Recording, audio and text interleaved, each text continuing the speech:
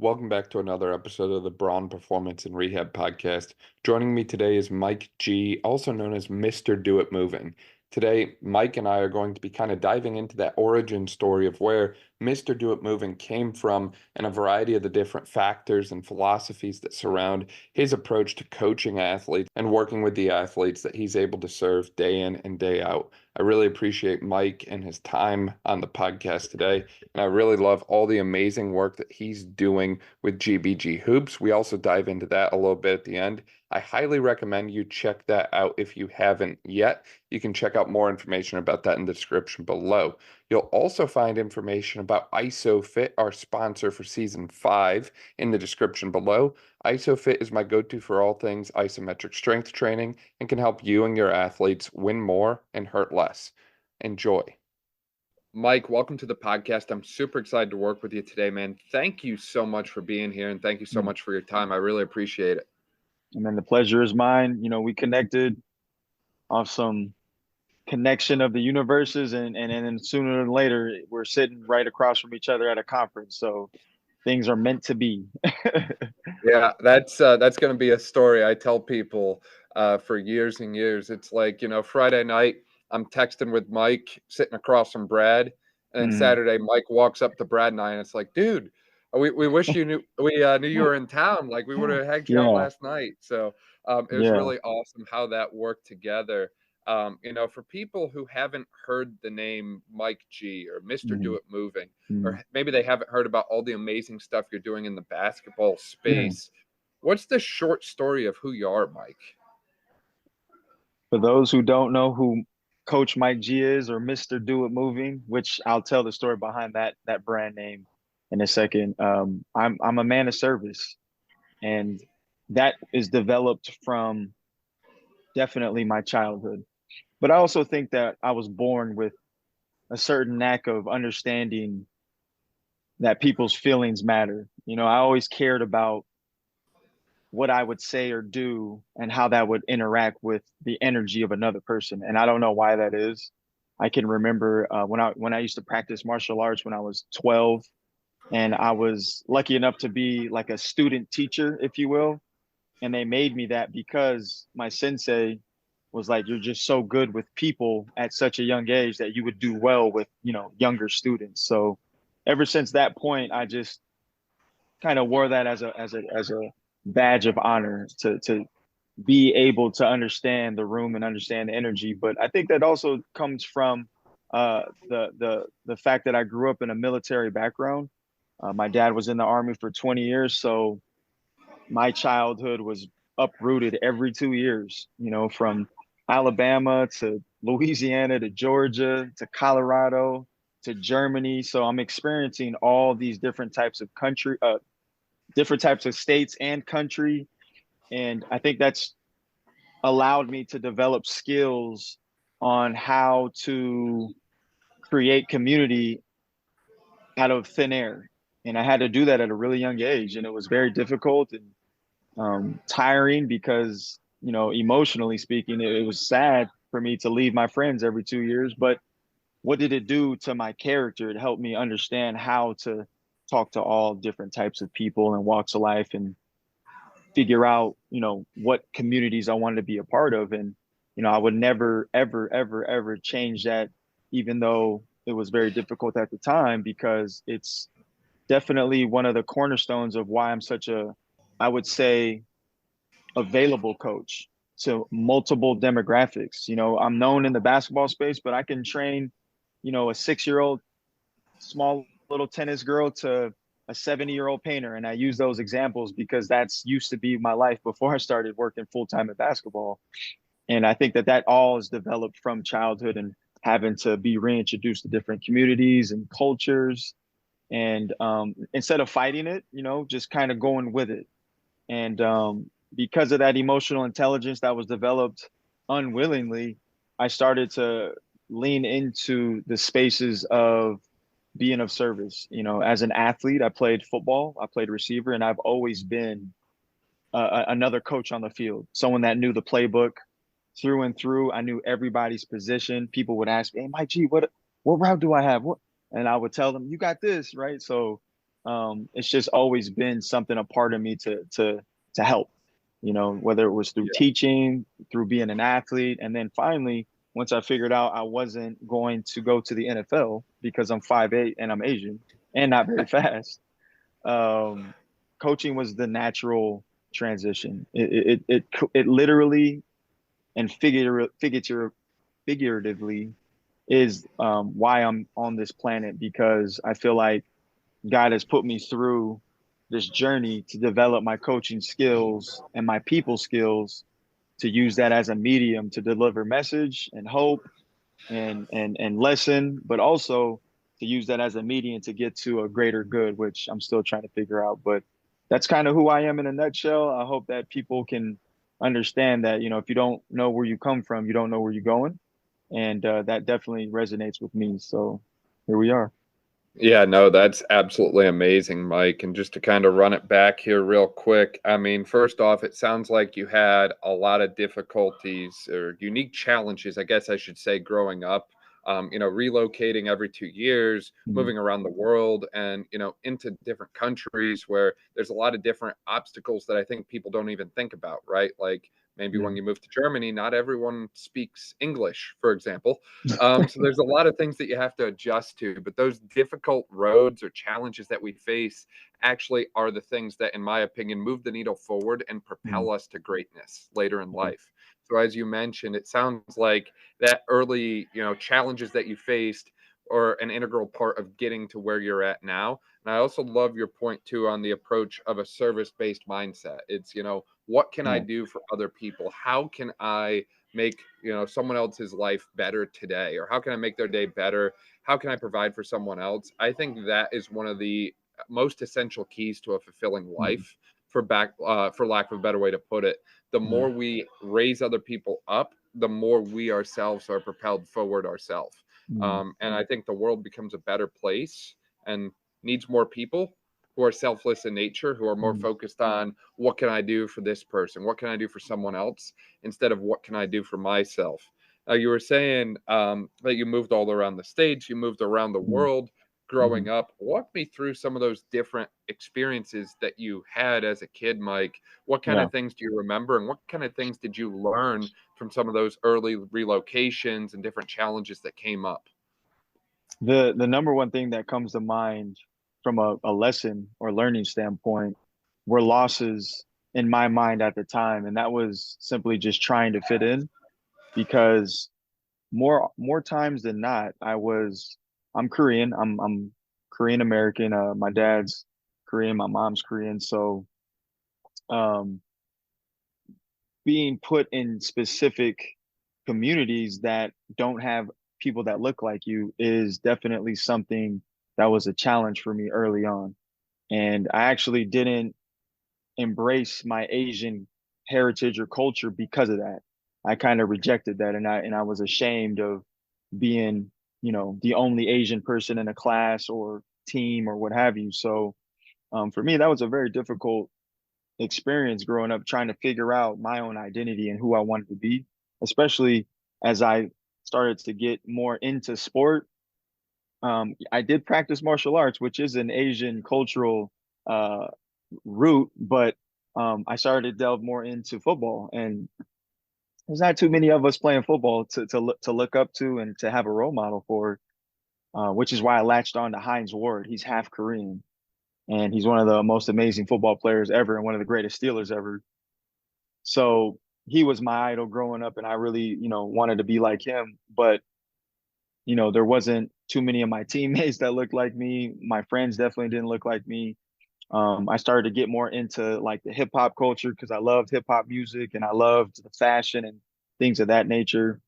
And yeah, it was just a difficult process for me to belong, to feel seen, right?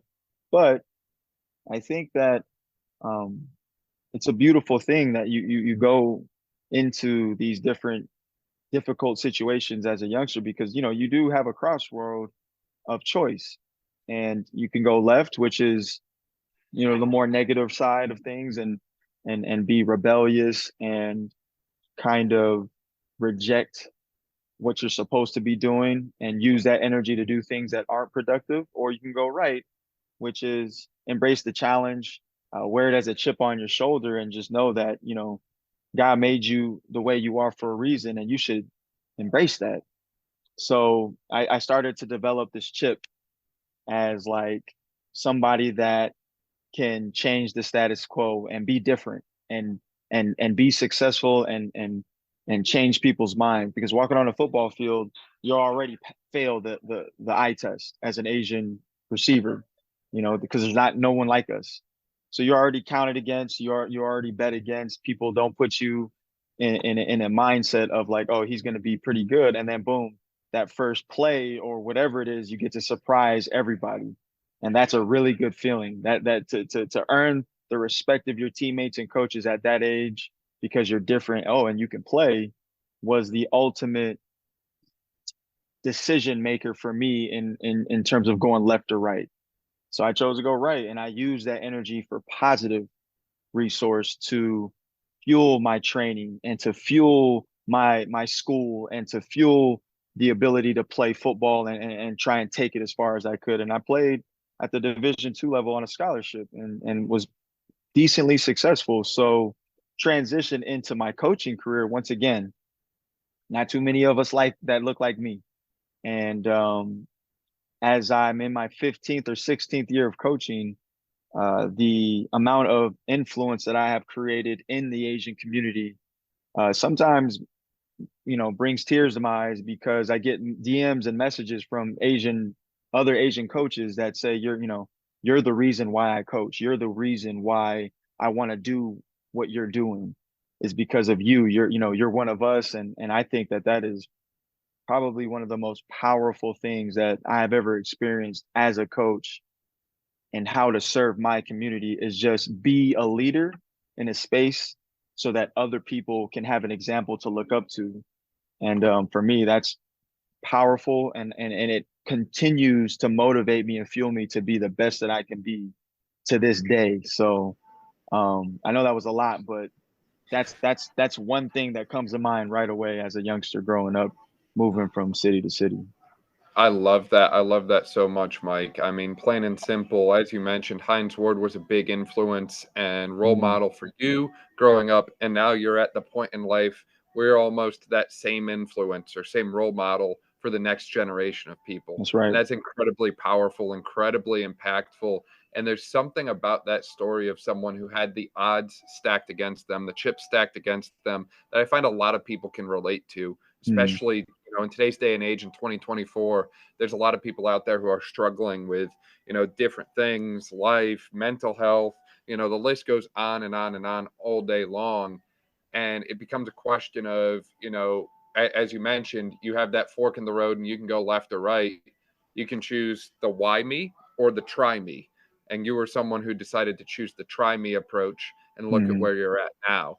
It's amazing how the mindset and the perspective that we develop as we're going through those difficult times that we face can really be the things to lay the foundation for us later in Yep. life. As you mentioned, some of those different challenges that you faced from a youth football standpoint propelled you into the Division II level, and you were able to Mhm. have success. That allowed you to get a really great, in my opinion, ability to actually relate to your athletes. There's Yes, sir. different coaches out there who I've talked with or worked with, and it's nothing against them, but a lot of times some of them haven't ever played sports before.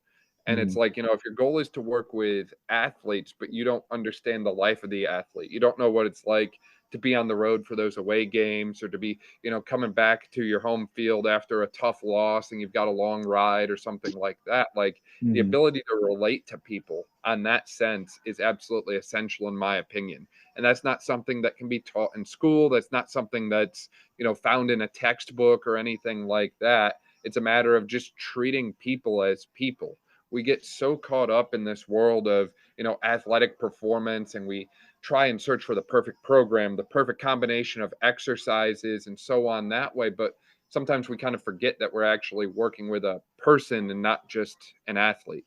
Yeah, and I think that, in my opinion, the soft skills, the emotional intelligence, the empathy, the social awareness, those are the number one skills that coaches can develop and put in their toolbox, because compliance is number one.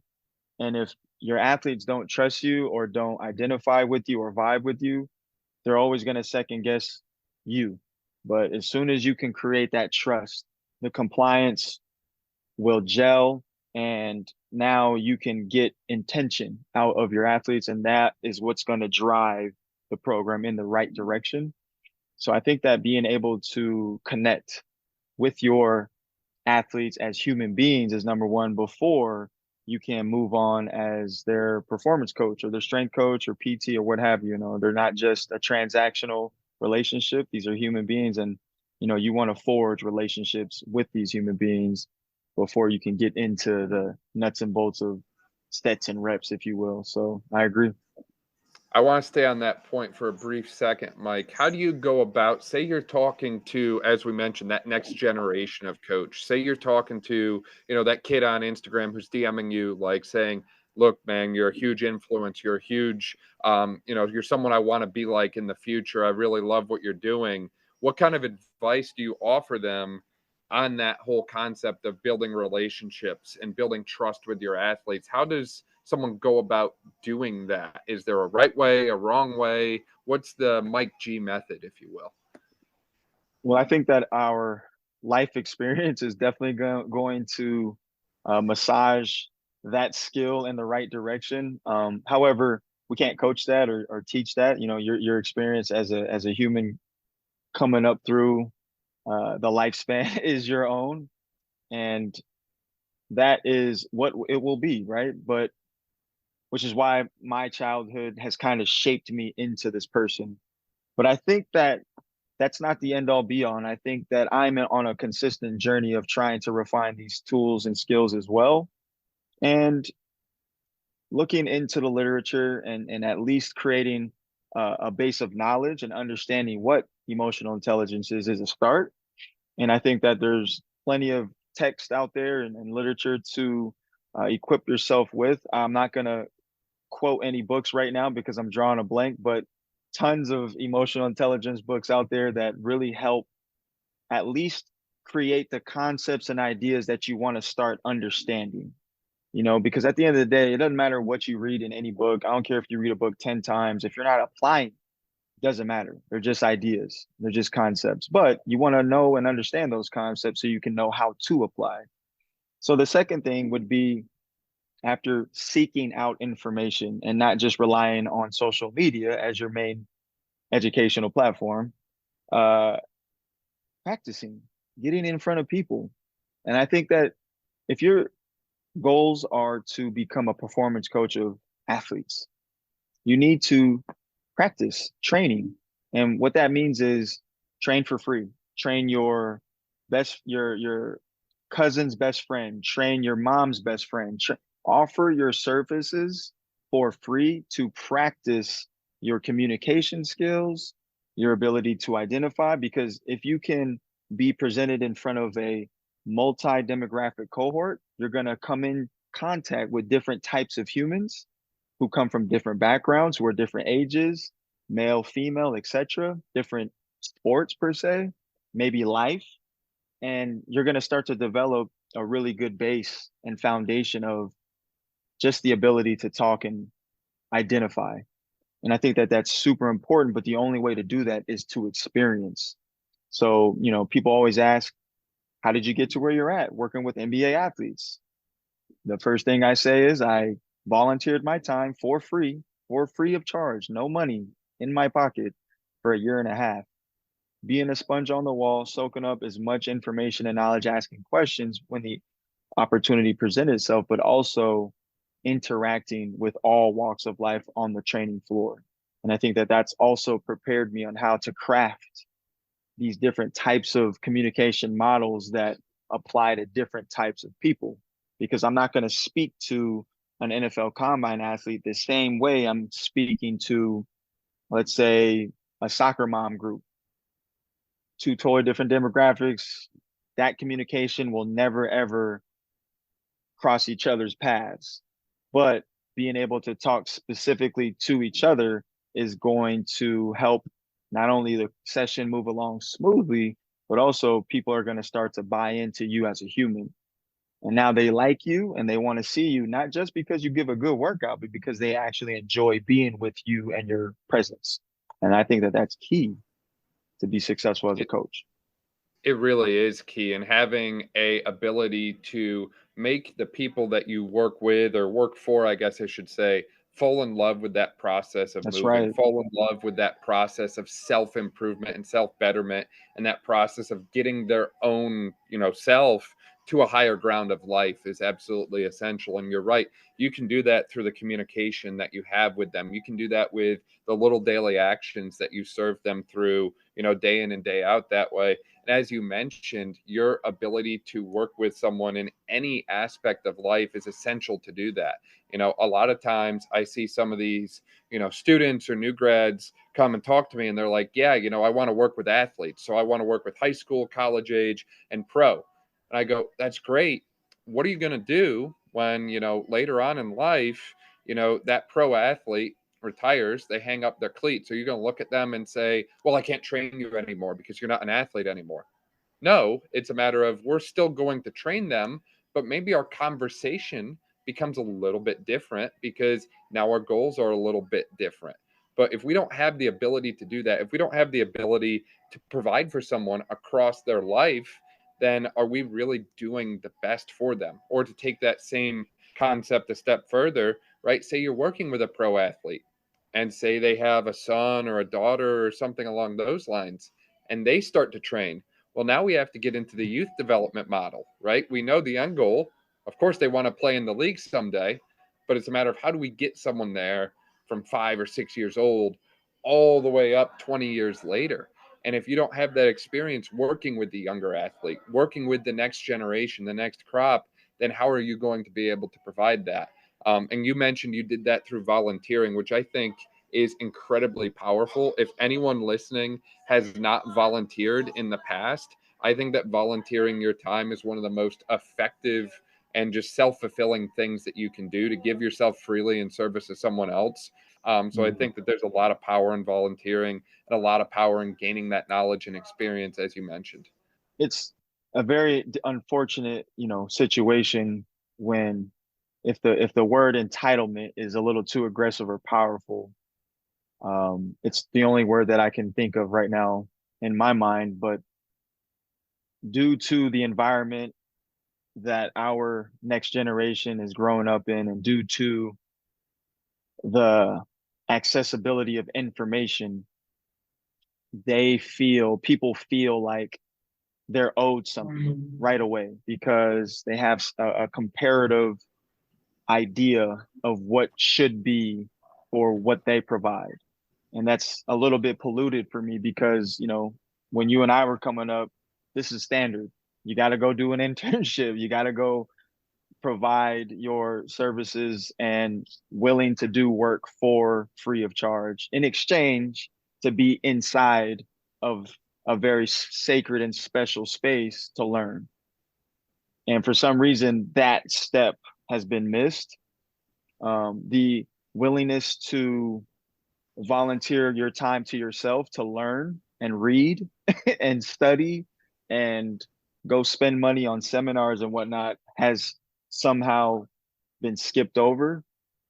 There are often times when I speak to young people and I say, "Who are your top 5 influences as coaches?" I'm talking about, the big dogs, and they'll say, "You, Mike G," and I'm like, "No, no, no, no, not me, not me. I'm saying like, Franz Bosch, Charlie Weingroff. Like, what do we, who do you love?" And they'd look at me like, "Who are these people?" They don't know these people because they're often using social media as the main platform of education, and that for me is very, very difficult to understand.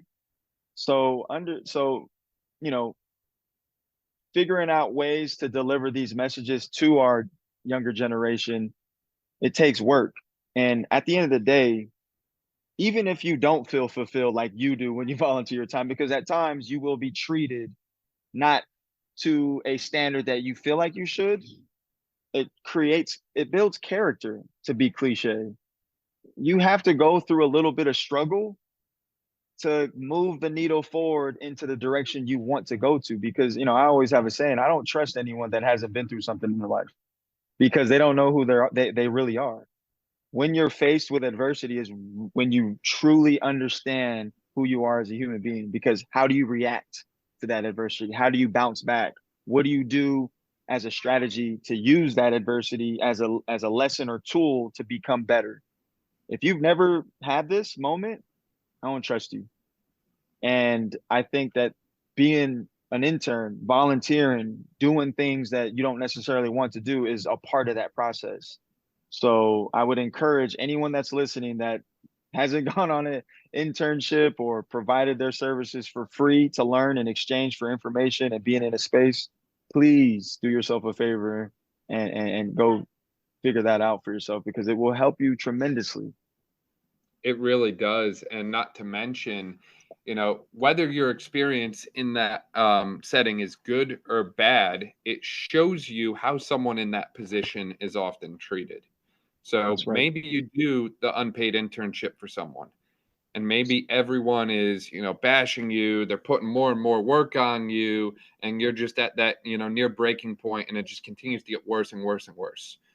Well, then hopefully, when someday comes around and you're on the other side of that, hopefully you've learned to treat the next intern, the next generation, a little bit better, or give them a Mm-hmm. better situation than you had, Mm-hmm. right? The only way we learn what other people are experiencing is by putting ourselves in their shoes. So Mm-hmm. if we go into the shoes of the intern and think about what it's like, then maybe we ourselves will be able to provide better for the That's next right. one. That's right. And we have a saying where I come from. We don't take losses. We only acquire lessons. And regardless of if your experience is a bad one, there's always lessons to gain. Always. You're gonna pick up things that perhaps you may not want to ever use, or things that you will use and are very valuable to you. So, you know, I love what you said. Why me or try me? It's a fork in the road. You can be the victim, or you can stand up and live and be brave, right? And be courageous. And that's what I feel like we need to lean into a little bit more, is be brave, be courageous.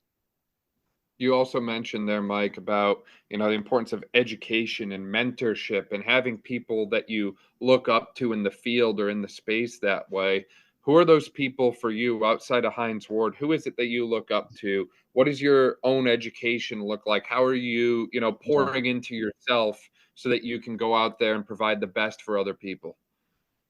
So I'm going to say a name that most people won't recognize because he's no longer in the coaching space, but his name is Scott Mitchell. And anytime I'm on a podcast and I get to recognize him, I try to. He was my mentor and first manager, performance manager that shaped me as a trainer. He was in charge of me when I was an intern. We bumped heads a lot. We didn't see eye to eye a lot, but looking back on my experience with him, man, he has been so influential on the way I program, the way I look at movement. And I would be remiss to not mention him.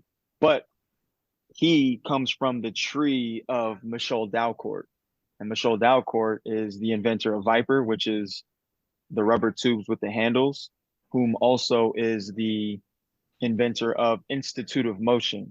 An Institute of Motion is an educational platform and certification that you can take his course and really understand how he programs, how he evaluates movement, assesses. And that's had the biggest influence on me in terms of me as a coach, uh, nuts and bolts, like on the training floor, how I train, how I look at movement, how I assess movement. But one of the guys that are still influencing me to this day, we saw together at the conference this past weekend, was Alex Natera. So he was a main motivator for me to even sign up to go to that conference, and for me to meet him and exchange information and ideas and concepts, and then also listen to him speak, was a true treat for me and pleasure, because I believe in his system and his model so much that I've used it every single year since discovering it, 5, 6 years ago. Um, Franz Bosch is a big influence. I just love how he uses a lot of motor control and learning principles in strength training and how it can be adaptable to coach skill, right? Because at the end of the day, this is all about coordination and skill. And we're utilizing load to develop qualities, but also context, how it applies to skill on the basketball court or whatever environment that you play in. Nick Winkelman, huge fan of his, XXOs in NFL Combine wizard. He's the one that probably started this whole NFL Combine speed thing, and then everyone else kind of followed after him. He's in Ireland, I believe, with the rugby team, but he has a book called but Nick Winkelman speaks from the communication of coaching and The how language of we coaching, I think, is the his language book. of coaching. There it is. The language of coaching and how we say something can be so influential on the outcome of the movement. So like that's been a huge influence on just literally words and sentences can have such a impact on the outcome of how the athlete receives the information. You know, get your butt down can mean so many different things to so many different athletes. And now if you start speaking in analogies and stories, it can resonate with the athlete a little bit better. And then boom, now you have intent. But these are a few of the gentlemen that have been monsters in the field that I pick and choose from. Cal Dietz is one, Christian Thibodeau is another, Joel Smith. You know, these guys are amazing at what they do, and they come up with infinite concepts that sometimes create paralysis by analysis, but you know, you just got to figure it out and figure out what you like and what makes sense to your athletes and apply. Yeah, no, that's a great point. I love the kind of roster of people who have been influential for you. There are some amazing names on that list. And, to the points that you made there, first off, the language of coaching. It's going back to what we talked about earlier. It's a matter of finding a way to communicate effectively with the person in front of you in a way that means something to them, that they Yeah. value, and so on that way. So, you Yeah. gave the example of the NFL combine athlete versus, the group training of like soccer moms or something like that. Well, the same thing can be said for, the typical high school or collegiate strength and conditioning environment as well, right? The way that I talk with and the way that I interact with, my female athletes, the cues that I use, so on that way, very different than the cues that I use for my male athletes that way. And there can be overlap there, but a lot of times it's just, meeting people with where they're at, giving them things that, they are going to understand and comprehend. Lately, I've been trying to cue a lot of my high school female athletes with TikTok dances, and it's actually gone ridiculously well. I never thought that I would be using TikTok to cue exercise, but it's been very productive for us. So again, as you mentioned earlier, being willing to think outside the box in Yes. that method. The other thing I really like that you brought up is, you mentioned all these people who have, impacted you and influenced you in a positive way. But you also mentioned that, hey, sometimes, we saw different things. We didn't always see through the same lens. And I think that's an essential element as well is, we're all in the coaching space, in the clinician space, in the human movement space, performance science profession, whatever you want to call it. But that doesn't mean we always do things the same way. That doesn't mean we always think the same, program the same. There are differences fundamentally in how we do things, how we approach things. And I'm okay with those differences. It's just a matter of, can we come to a mutual understanding Yes. of what's going to be best for the person in front of us? And I Correct. see that being a weak spot a lot of times for people. I really personally value that long-term approach, long-term mindset. And I've run into some individuals in the past who care more about, we just need to win this tournament this weekend. I don't care about where the athlete's at 6 months from now. I don't care about where the athlete's at a year from now. We just got to get through this tournament. We need a new banner on the wall.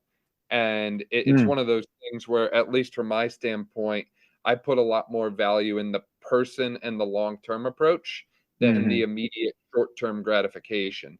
So Mm. understanding that it's okay to have differences in approach. It's okay for us to see different things or believe, in different philosophies. As long as we are doing best by the person in front of us, I really don't think that I don't think you can go wrong with that.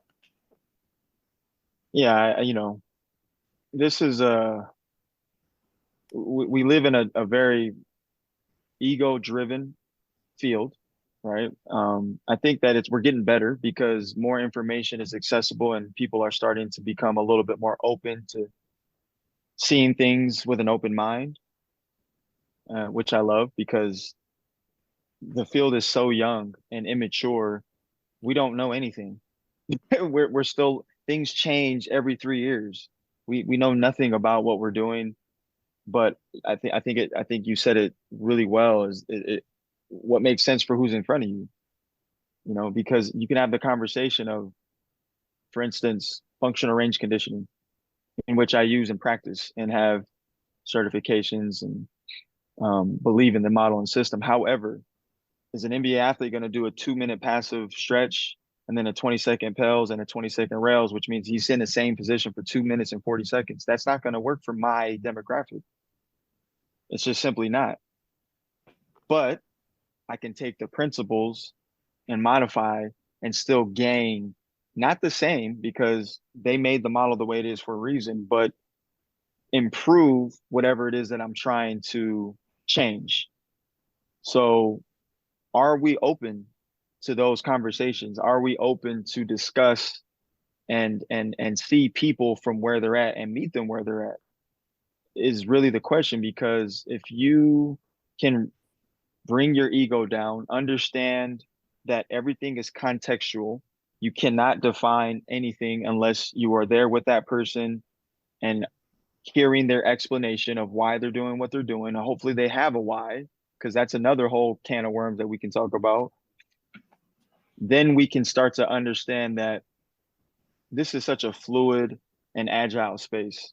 You cannot say there are truths in this space just yet, because every biological system changes daily, probably hourly. So what works or doesn't work now could work or not work tomorrow. And everyone is so uniquely built and different, considering emotional, spiritual, psychological, physical, all these different buckets that change daily. What are our true truths now? Like, so it's very hard for me to listen to anyone that says this is the way it should be, because you can't, there's no such thing as this is the way. It's who's in front of you at the given time, what's the goal, and what makes sense for them to get towards that goal. Nobody that wasn't at the conference from this past weekend, forgive me, but Stu McMillan presented on dynamic correspondence. And that hit home for me so much because, he came out saying, this doesn't matter. This doesn't matter. Oh, that doesn't matter. FRC doesn't matter. Alex Natera's model, that doesn't matter. But his point was, it doesn't matter by itself, but within the model of your overall training program to get to a specific goal, how does it fit to go in the direction that you want to go, which is success? So they all matter, but it really depends on how does it fit within what your goal is for that athlete. So point being, maintaining openness and open-mindedness and having a why behind everything that you do, and willing to have a conversation and express to people without ego of why these are the actions that you chose, is how we grow. And I think that that's being done more and more with these types of interaction, you and I, right? And talking about it. But, removing ego is a critical factor that I've learned throughout my career. I'm not always right, nor am I always trying to be right. I live with the best intention. I try to do what's best for myself and my athletes. And I always make sure that I'm not just shooting from the hip. And as long as you can do those things and just be open to understanding, anything else can be pretty smooth sailing from there on out. So, that's kind of how I feel about that. It's so fluid and diverse that, we just need to maintain an open mind to be successful. There's a book, as you keep talking about ego, that immediately comes to mind for me. It's called Ego is the Enemy by Yeah, Ryan yeah. Holiday, of all things. Holiday. And Yeah. it's a great read. And it's just that concept of, understanding, as you mentioned, we don't know everything. No one person has all the answers. And as you mentioned, things are always changing and evolving in this space. And it's almost become to a point where I have come to accept myself that we expect perfection from ourselves. We hold ourselves to high standards, but that's not real life. When we're training, when we're coaching, when we're rehabbing someone, whatever it is, a lot of times things don't go according to plan. We might have the perfect session planned, and then someone comes in and it's like, look, my knee's really bothering me today. Yeah. And all of a sudden, we have to scrap that whole session and start fresh right on the spot. Or Yeah. sometimes things are going great, and then maybe we cue something a little differently, and maybe someone doesn't feel it where we want them to. So now we know for next time, hey, I have to cue this differently. That was a learning experience for us, Mm-hmm. but it's okay to have those. Those are going to come up throughout the day. Mm-hmm. I kind of like to tell myself that it's okay to suck for 5 seconds a day. It's Yeah. okay to have things go not according to plan, but it's not okay to stay there. We can't stay Right. in that period. We have to continue to move the needle forward and do things to actually learn so that next time we come around, we're doing things better. That's I right. also love that you referenced Stu's presentation, because I was thinking about bringing it up if you didn't. I thought his presentation was absolutely incredible. And he's absolutely spot on. It's about how things fit. It's not Mm. as simple as open up Instagram, find some cool exercises, and Nice. throw them into your program. I was talking about this with someone later at the conference. It becomes a matter of exercises, programming approaches, and so on are all tools in a toolbox. But you, as the Yep. coach, you as the clinician, you have to know which tool to grab, when to grab it, and how to use it. Well, That's how do right. you learn that? You try it, and maybe you fail, and you learn what it does, and then you try it again, and then you try it again, and you repeat that system over and over and over again. And over time, you become really, really good at figuring out, hey, Mm. this tool does this thing, and I can use it for this and get this result. Mm-hmm. But Mm-hmm. until you start throwing stuff against the wall and finding what sticks, you're not going to know that. Again, going back to what we talked about earlier, you can't just learn all of this stuff from a textbook. You have to go out Mm-hmm. and do the trench work. So I think that's an absolutely essential element as well. 100%. Experiential knowledge, right? Like at the end of the day. So, I think one of the best things you can do as a young, as a young up and coming coach is outside of volunteering, of course, is going to a bigger global gym and becoming a personal trainer, because what types of walks of life are walking through that place. And not only are you going to start to develop your ability to speak to different types of people and work with different shapes and sizes and backgrounds of male and female, athlete, non-athlete, but also, there's a sales element. And being able to learn that skill is going to be very valuable for you as a coach as well. Just again, speaking, I always told myself whenever I have a kid, I would love for my child to not be a personal trainer per se. I mean, if they would like to do that, great, but be a server at a restaurant. Why? Because you're going to be exposed to so much stress, but coming from different directions of different types of people. And what's that going to do for them? That's going to develop their ability to communicate and stay calm and cool under pressure. So, um, again, environment is going to dictate behavior, and I think that injecting yourself into specific environments purposefully is going to develop the skills that you need to be great at whatever it is that you want to do, whether it's being a coach or not. Seek out discomfort, and I call them daily discomforts. David Goggins talks about it all the time. Why do I do this? Because life is life, and it's unpredictable, and I got to be ready for it, right? Like, he is very intense, and that's the character that he's created and brand that he's created, and it works for him. But it makes sense to me, like, when I step outside my front door, I don't know what's going to happen. Am I going to be ready for it? And I think that challenging yourself on purpose to a certain degree safely can better prepare you to at least mentally stay in a space where you can think clearly. So I think that's really cool, and we should start to put ourselves in those positions all the time. I completely agree. I love that point, Mike. A while ago, you had mentioned about, the handle Mr. Do It Moving, and you were going to tell the story of where that came Yeah, from. Where exactly did that handle come from, Mike? What exactly does Mr. Do It Moving mean to you?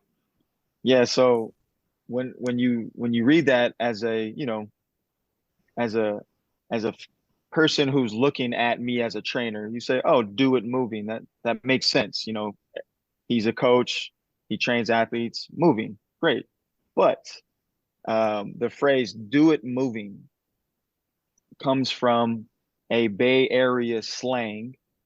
Okay, because I'm from Oakland, California, and I have a lot of friends there. I used to live there, and generated a specific lingo that we would share with one another. But do it moving, it means like it's analogous to let's go.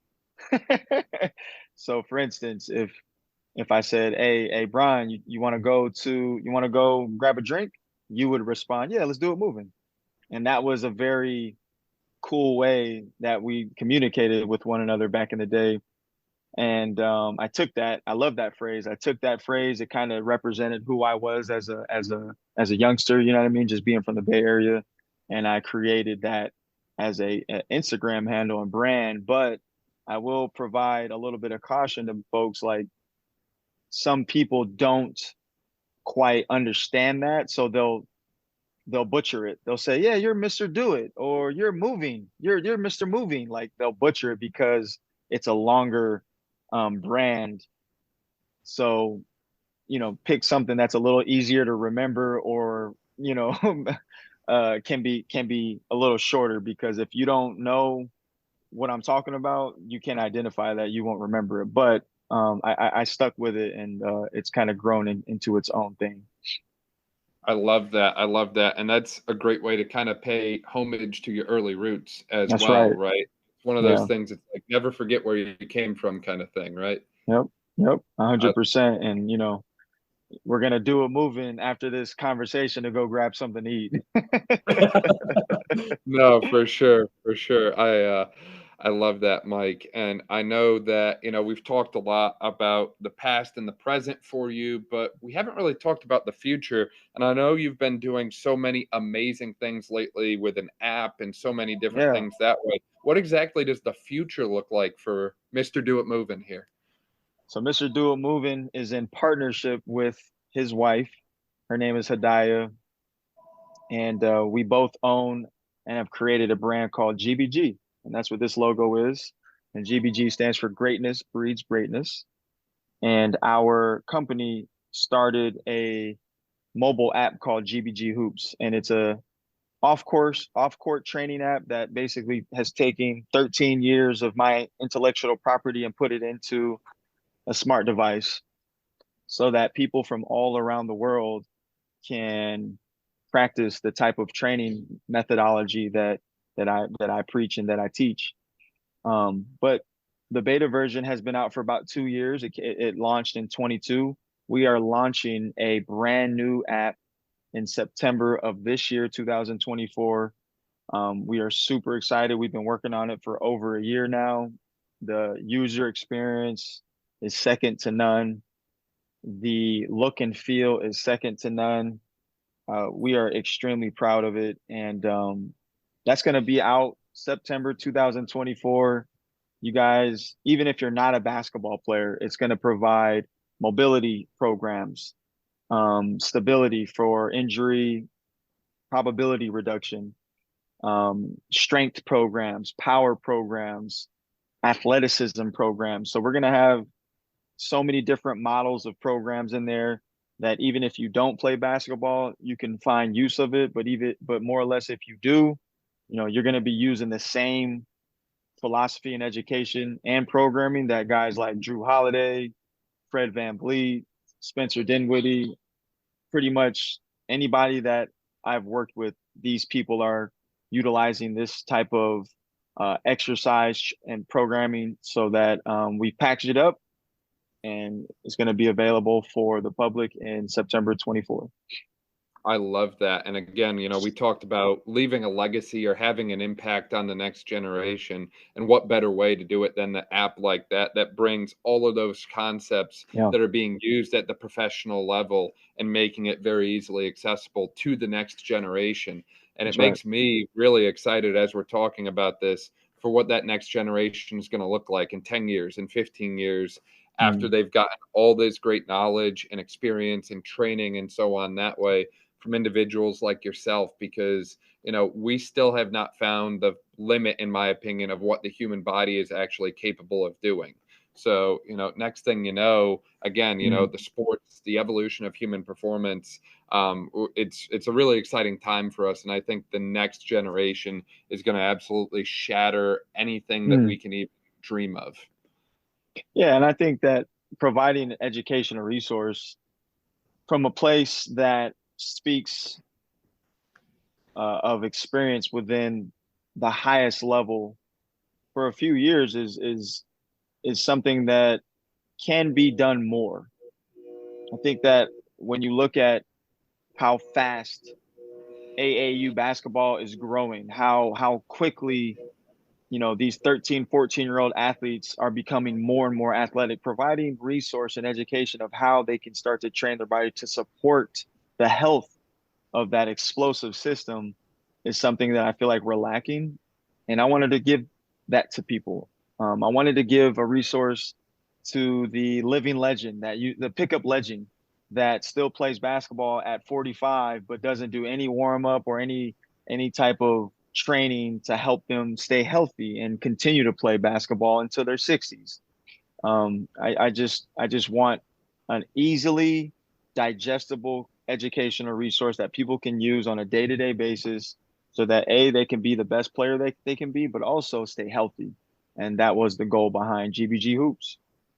I love that. I love that. We'll link to that in the description below. That way, Perfect. if you want easy access to the app, you can just click there. Mike, for people who want to stay in touch with you or find out more about all the amazing things that you're doing, where can they find you at? Website, social media, that sort of thing? Social media is definitely going to be the go-to for us. Instagram handle is going to be gbg.hoops. We answer all DMs, or at least we try to. And I think that if you want to look at my personal page, that one is going to be Mr. Do It Moving. Mr. Do It Moving. Maybe you can put that into the link as well, show notes as well. But yeah, I mean, anybody's accessible these days. If you have a social media, you can access anybody. Whether they respond or not is up to them, but we respond. So hit us up and go check that app out. And if you wouldn't mind, we'll put a waitlist link too in the show notes for the second version. If you get on the waitlist, you'll receive legacy pricing because we're actually going to boost the price up from our last app. So if you want that same pricing from the last app, get on the waitlist. I love that. I love that, Mike. I feel like we covered so many amazing points here in our discussion today. Is there anything that we missed or anything else that you really wanted to bring home? Well, I just would love for anybody that enjoyed and took pleasure into listening to this whole interview through and through. If you got to this point, I just want you to know that providing your undivided attention and service to another human being is not only rewarding to them, but it's rewarding to your heart, and it'll only fuel you to become the best version of you. And I truly believe that you just have to lean into that concept and repeat it over and over again. And all of a sudden you'll look up and you'll be exactly where you thought you'd be. Yeah, no, I love that point. That's a great point. And the world needs more people saying those things right now, in my opinion. That's awesome. I really appreciate your time, all the amazing insights that you've offered us from, your past, present, and future, and all the great things that you're doing in the coaching and performance space. Thank you so much for everything. Thank you so much for having me. I look forward to speaking to you in the future. And I hope everybody out there just finds inspiration in our story.